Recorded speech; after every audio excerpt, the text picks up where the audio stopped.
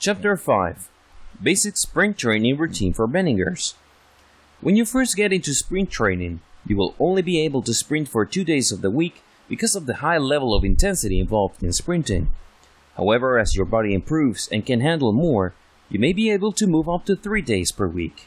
On those days, you will want to closely follow this sprint training routine for beginners. 1. Warm-up. Before you push your muscles to the max, you need to get them ready by warming up.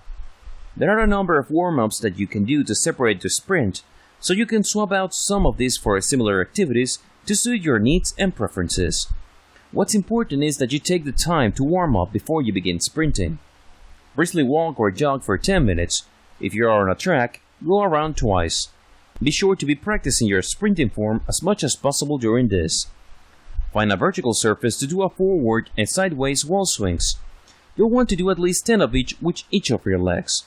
Do high knees by running in place for 1 minute while getting your knees up as high as possible. Do butt kicks by running in place for 1 minute while kicking your butt with your heels.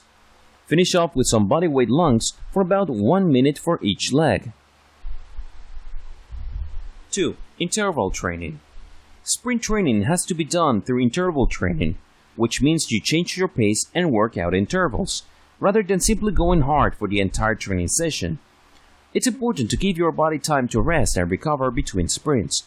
We're going to give you 2 ways to break up this part of the training into intervals, one based on time and the other on distance. Method 1. Distance. Note, this method works best if you are using a standard 400-meter track to train on. Sprint for 400 meters, 1 complete lap. Walk for 400 meters. Sprint for 200 meters, 1 straight side and 1 curve of the track.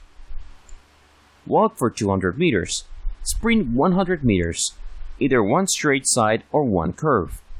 Walk for 100 meters. Method 2. Time. Sprint for 1.30 minutes. Walk for 1.30 minutes. Sprint for 1 minute. Walk for 1 minute. Sprint for 30 seconds and walk for 30 seconds. 3. Cool down. Equally important as the warming up, cooling down properly will help your muscles relax back to normal without becoming knotted or tense. There are so many stretches you can do for each of the major muscle groups you will be working on, so pick a couple for each group that work well for you and do those during each of these parts of the cool down. Slowly jog or briskly walk for 15 minutes or 2 complete laps of the track. Stretch your hamstrings, stretch your quads, stretch your glutes, stretch your calves, stretch your abductors, and stretch your abdominals. In the next part of the course, we're going to focus even more on recovery options for sprinting training.